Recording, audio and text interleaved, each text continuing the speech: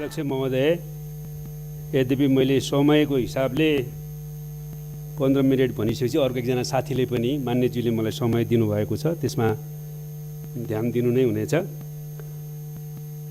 सम्माननीय अध्यक्ष महोदय, नेपाली जनताले 7 दशकभन्दा बढी लामो सङ्घर्ष गरेर, बलिदानीपूर्ण सङ्घर्ष गरेर नेपालमा ठुलो ऐतिहासिक राजनीतिक परिवर्तन हासिल गर्यौँ र त्यसलाई हामीले नेपालको संविधानमा नेपाली जनताका प्रतिनिधिहरूले आफ्नो सार्वभौम अधिकारको प्रयोग गरेर संस्थागत गर्यौँ र नयाँ संविधान निर्माणको प्रक्रिया पछि संविधान क्रियान्वयनको प्रक्रिया अगाडि बढायौँ।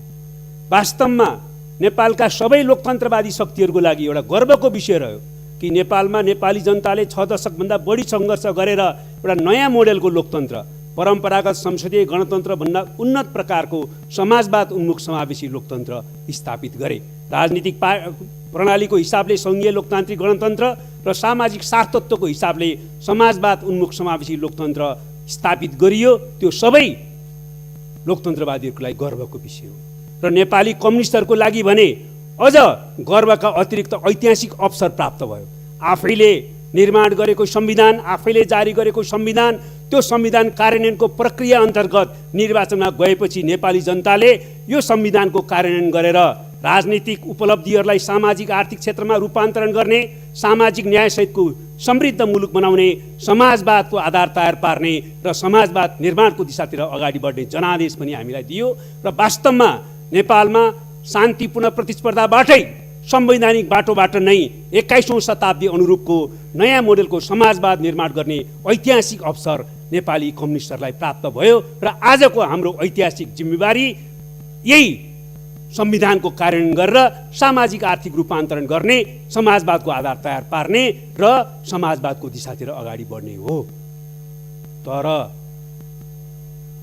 सम्माननीय अध्यक्ष महोदय, यद्यपि त्यही सङ्घर्षको परिणाम स्वरूप आज सम्माननीय अध्यक्षको त्यो सिटमा आसीन हुनुहुन्छ। म आज यहाँ राष्ट्रिय सभाको यो गरिमामय अधिवेशन बैठकमा बोल्ने अवसरबाट युक्त छु र हामी बोलिराखेका छौँ। तर यही 77 साल पुस 5 गते सम्माननीय प्रधानमन्त्री केपी ओलीको नेतृत्वको सरकारले संविधानको ठाडो उल्लङ्घन गरेर नेपालमा संविधानले दिँदै नदिएको अधिकार प्रयोग गरी प्रतिनिधि सभा विघटन गर्ने असंवैधानिक कदम चालियो। यो कदम असंवैधानिक मात्रै होइन, यो अलोकतान्त्रिक हो, यो प्रतिगामी हो र यो स्वेच्छाचारी र निरङ्कुश कदम हो। यसले नेपालमा नेपाली जनताले लडेर ल्याएको उपलब्धिहरूलाई खोज्ने काम गरेको छ, अपहरित गर्ने काम गरेको छ।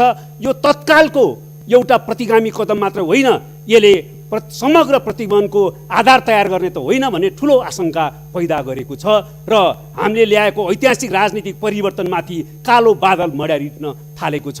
तर नेपाली जनताले यसलाई कुनै पनि हालतमा रक्षा गरी छाड्नेछन् भन्ने सङ्कल्प गरेका पनि छन्। म प्रश्नसँग भन्न चाहन्छु सम्माननीय अध्यक्ष महोदय, के यो संवैधानिक छ? कसैले भन्न सक्छ यो संवैधानिक छ? त्यतिखेर संविधान निर्माण गर्दा हामी सबैले राष्ट्रिय राजनीतिक एकता कायम गर्यौँ, राष्ट्रिय राजनीतिक सहमति कायम गर्यौँ कि अब राजनीतिक स्थिरता सुनिश्चित गर्नका निम्ति पहिला जस्तो संसद विघटन गर्ने अधिकार अब कुनै प्रधानमन्त्रीलाई नदिने भनेर राष्ट्रिय राजनीतिक सहमति कायम गर्यौँ।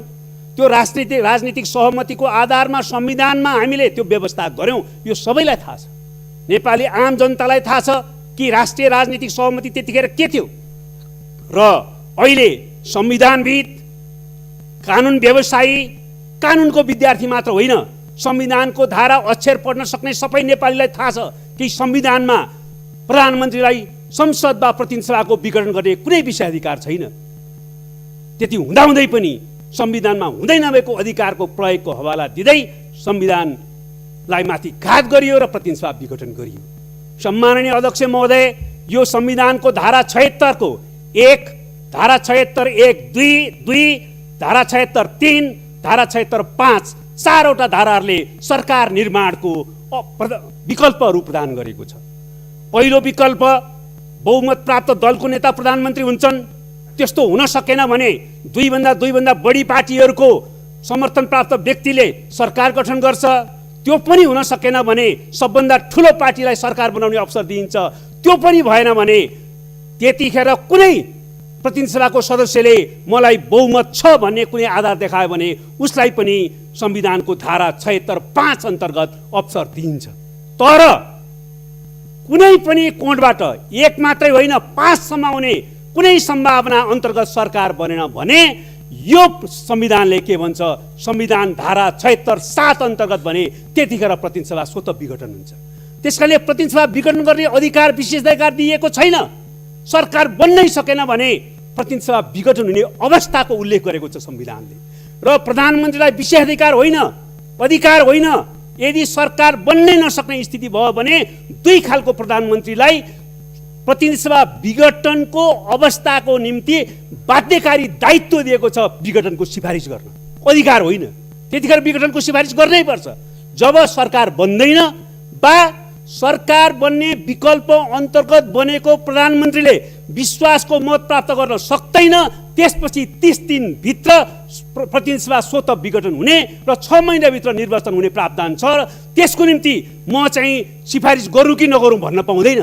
अधिकार भनेको गरौँ कि नगरौँ भन्ने हो। त्यतिखेर प्रतिनिधि सभा स्वतः विघटन हुन्छ। त्यो विघटनको औपचारिकता पुरा गर्नलाई प्रधानमन्त्रीले विघटनको सिफारिस गर्न बाध्यकारी हुन्छ।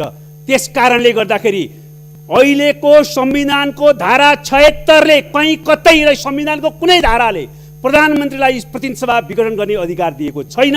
त्यो प्रश्न छ, त्यसकारण यो असंवैधानिक हो। र भनिन्छ धारा 85 को एउटा हरफ यस संविधान बमोजिम प्रतिनिधि सभा विघटन हुनुभन्दा अगाडि भन्ने शब्दको प्रयोग टिपेर त्यो त विघटन हुन सक्ने रहेछ नि भनिन्छ। म फेरि भन्न चाहन्छु, विघटन गर्ने अधिकार छैन। विघटन हुने स्थिति छ सरकार नबनेको अवस्थामा। कुनै मान्छेले बकपत्र दियो अथवा कुनै आफ्नो सम्पत्ति मृत्युपछि सेकपछि अरू कसैलाई दिने भनेर शब्द फेला पार्यो भने मारेर दिने भन्ने अर्थ लाग्छ सभामुख महोदय। त्यसकारणले यो पूर्ण रूपमा असंवैधानिक छ, संविधान विरोधी छ, त्यसमा कुनै दुविधा छैन। अब अर्को पक्ष पनि आएको छ, यो संवैधानिक त कसैले भन्न सकेका छैन। पूर्व प्रधान न्यायाधीशहरू, बारका पूर्व अध्यक्षहरू, पूर्व महाधिवक्ताहरू, सबै कानुन व्यवसायीहरू, सबै राजनीतिक पार्टीका नेताहरू, राजनीतिक पार्टीहरू, सबै बुद्धिजीवीहरूले एक स्वरले भनेको छ असंवैधानिक र अलोकतान्त्रिक छ भनेर। तर हाम्रो प्रधानमन्त्री र प्रधानमन्त्रीका समर्थन गर्ने कतिपय साथीहरूले भन्नुभएको छ यो राजनीतिक बाध्यता पर्यो, संवैधानिक त होइन।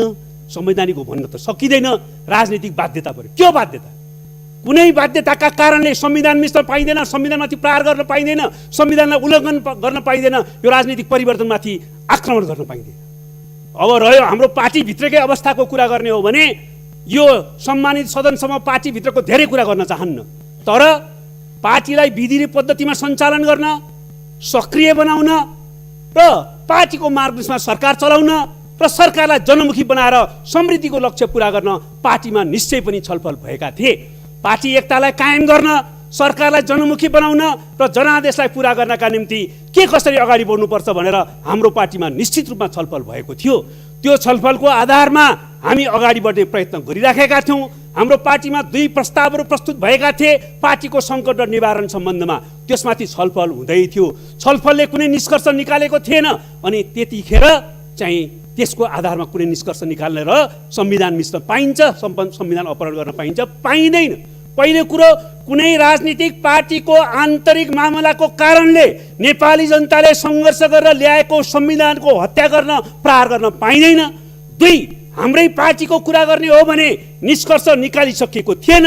पार्टीमा छलफल हुँदै थियो, स्थायी कमिटीको बैठक बसिराखेको थियो, केन्द्रीय कमिटीको बैठक चाहिँ बस्नेवाला थियो र त्यसले कुनै प्रकारको व्यक्तिको स्वार्थ अनुकूल निर्णय नगर्ने भनेर लाग्दैमा संविधानमाथि प्रहार गर्न पाइँदैन सम्माननीय अध्यक्ष महोदय। त्यसकारण यो कोणबाट पनि बेठिक छ। त्यसै जहाँसम्म सर्वोच्च अदालतको प्रश्न छ, यो सम्मानित सर्वोच्च अदालतमा अहिले विचाराधीन छ। संविधान अन्तर्गत सर्वोच्च अदालतले निर्णय गर्ने हो। शक्ति पृथकीकरणको सिद्धान्त अन्तर्गत संविधानले निश्चित जिम्मेवारीहरू संवैधानिक अङ्गलाई दिएको छ। संवैधानिक अङ्गहरूको भूमिकाप्रति स्वच्छ उनीहरूको काम कारबाहीप्रति स्वतन्त्र भूमिकाप्रति हामी विश्वस्त छौँ। तर एउटा कुरा प्रष्ट छ, सर्वोच्च अदालतले पनि संविधानकै आधारमा टेकेर फैसला गर्ने हो, संविधान बाहिर गएर होइन। सर्वोच्च अदालतलाई हाम्रो संविधानले संविधान संशोधन गर्ने अधिकार दिएको छैन, संविधान अन्तर्गत फैसला गर्ने मात्रै अधिकार दिएको छ। र त्यसको साथसाथै सर्वोच्च अदालतले संविधान संशोधन गर्ने यो मात्रै विषयमा गर्यो भने यो संविधान कागजको खोस्टमा परिणत हुन्छ। संविधानमा हुँदै नभएको प्रावधान कसैले प्रयोग गर्ने र त्यसलाई अनुमोदन गर्न संविधान संशोधनको फैसला सर्वोच्च अदालतले गर्यो भने यो कागजको खोस्टमा संविधान परिणत हुन्छ, संविधान च्यातिएको अवस्था हुन्छ र समग्र व्यवस्थामाथि एउटा प्रहार हुन्छ र समग्र व्यवस्था उल्टिने प्रतिगमनको दिशातिर जाने खतरा हुन्छ। त्यो कुरा कुनै पनि हातमा सही हुन सक्दैन। त्यसैले संविधान सम्मत ढङ्गले अदालतले फैसला गर्नेछ भन्ने कुरा हामी विश्वस्त छौँ। जहाँसम्म सम्माननीय अध्यक्षज्यू अहिलेको परिस्थितिको कुरा छ, सम्माननीय प्रधानमन्त्रीज्यूलाई पनि त्यत्रो लोकतन्त्रको सङ्घर्ष गर्नुभयो, उहाँ जेल बस्नुभयो। अहिले म फेरि भन्न चाहन्छु, हाम्रो कुनै पदीय स्वार्थमा घात हुने भन्ने कसैलाई लाग्यो भने वा हुने नै भयो भने पनि पार्टी एकता पनि पदका निम्ति र संविधान पनि लोकतन्त्र पनि पदका निम्ति, पार्टी विधान पनि पदका निम्ति, संविधान पनि कुनै पदका निम्ति आफ्नो पदको रक्षा नहुने भयो भने पार्टी एकता पनि भङ्ग, लोकतन्त्रमाथि पनि प्रहार, पार्टी विधान पनि मान्दिन, संविधान पनि मान्दिन भन्न पाइँदैन सभामुख महोदय। त्यसै कारणले म विनम्रतापूर्वक अनुरोध गर्न चाहन्छु, अहिले पनि अवसर छ त्यो संवैधानिक घोषणाप्रति आत्मालोचना गर्दै अब प्रतिनिधि सभा सुचारू होस् भन्ने दिशातिर प्रधानमन्त्रीज्यू पनि आयो भने एउटा सिलसिला सुरु हुन्छ, संविधानलाई ट्र्याकमा राखिन्छ, लोकतन्त्रको रक्षा गरिन्छ। त्यति मात्रै होइन, एकीकृत नेपाली कम्युनिस्ट आन्दोलनलाई अगाडि बढाउने, हाम्रो पार्टी एकतालाई फेरि एकताबद्ध गरेर अगाडि बढाउने सम्भावना पनि पैदा हुन्छ। त्यसको निम्ति पनि म अनुरोध गर्न चाहन्छु। र अन्तमा सम्माननीय अध्यक्ष महोदय, हामीले यतिखेर हाम्रा पुर्खाहरूलाई सम्झौँ। यति सुन्दर देश दियो, सबै उपनिवेश हुँदा पनि यो महादेशमा हाम्रो देशलाई स्वतन्त्र बनाएर राख्नुभयो हाम्रा पुर्खाहरूले। हाम्रा पुर्खाहरूले सगरमाथाको देश दिनुभयो, लुम्बिनी बुद्धको देश दिनुभयो, जनकपुरको देश दिनुभयो, जनकको देश दिनुभयो र सारा देशभित्र जलवायुको हिसाबले, हावापानीको हिसाबले, विकासका सम्भावनाको हिसाबले यता सम्भावना भएको देश दिनुभयो। र अहिले हामीले त्यो सम्भावनालाई साकार पार्नको निम्ति समृद्ध नेपाल बनाउनको निम्ति लोकतन्त्रको निम्ति लड्यौँ र लोकतान्त्रिक नेपालको स्थापना गर्यौँ। अब हामीले त्यो लोकतन्त्रको रक्षा गरेर, लोकतन्त्रलाई अझ विकास गरेर, संविधानका कमी कमजोरलाई अझ परिमार्जन गरेर, हामीले सामाजिक आर्थिक रूपान्तरण गरेर समृद्ध नेपाल बनाएर शिक्षा, स्वास्थ्य, रोजगारी, खाद्यान्न, आवास सबै मौलिक अधिकारको ग्यारेन्टी गरेर आम जनतालाई परिवर्तनको अनुभूति आफ्नै पोल्टामा प्राप्त गर्ने स्थिति सिर्जना गरेर समृद्ध नेपाल र समाजवादी नेपाल बनाउनु हो। त्यो हाम्रो पुर्खाको स्मृति गरेर हामीले कसरी सामना गर्न सक्छौँ? के भनेर सामना गर्न सक्छौँ? शहीदहरूलाई हामीले कसरी सम्झने, कसरी श्रद्धाञ्जली दिने? तिनले केका निम्ति रगत बगाए? फेरि लोकतन्त्र ल्याउने, फेरि लोकतन्त्र मिच्ने अनि प्रतिगमनको विरोधी फेरि सङ्घर्ष गरिराख। समृद्ध नेपाल बनाउनु छैन। आदिवासी जनजाति, महिला, दलित, अल्पसङ्ख्यक समुदाय, आम शोषित पीडित जनतालाई, पिछडेको जनतालाई जीवन फेर्न समृद्ध नेपाल बनाउने काम गर्नु छैन। फेरि संविधान मिच, लोकतन्त्रको हत्या गर, फेरि प्रतिगमन विरोधी आन्दोलन गर। यसैको निम्ति हो त हामीले सङ्घर्ष गरेको र शहीदहरूले बलिदान दिएको, हाम्रो पुर्खाले यो देश हामीलाई दिएको। त्यसकारणले पुर्खालाई स्मरण गरौँ, शहीदहरूलाई स्मरण गरौँ, उनीहरूलाई श्रद्धाञ्जली दिँदै राखेर सोचौँ। हामी सबैले आत्मालोचक पनि हौँ। कुनै एउटा व्यक्तिलाई मात्रै पनि म भन्दिनँ, राजनीतिक पार्टीहरू, राजनीतिक नेताहरू, हामी सबै आत्मालोचक हौँ। हामीले के गरिराखेका छौँ? हामी सबैका कमी कमजोरीप्रति पनि हामी आत्मालोचक हौँ। यो नयाँ नेपाल बनाऊँ, त्यसको निम्ति हामी अगाडि बढौँ। तर एकातिर सधैँ प्रतिगमन हुने र प्रतिगमन लडिरहने, जनताको जीवन बर्बाद हुने, जनजीविकाको समस्या त्यस्तै भइरहने, 40 लाख नेपाली श्रमिकहरू विदेशमा बसिरहनु पर्ने, रगत पसिना विदेशी भूमिमा सुहाइरहनु पर्ने र नेपालको राजनीति चाहिँ राजनीति फेरि सत्ताको फोरी खेलो भन्ने स्थिति बनिरहने हो त। त्यसैले प्रतिगमन होइन, लोकतन्त्रको विकास गरौँ, समृद्ध नेपाल बनाऊँ। राजनीति फोहोर खेल होइन, राजनीतिलाई सफा गरौँ, विचार, सिद्धान्त, राजनीति, नीतिगतता, मूल्यको आधारमा अगाडि बढौँ। त्यसको निम्ति म सबैलाई अपिल गर्दै बिदा हुन्छु। धन्यवाद।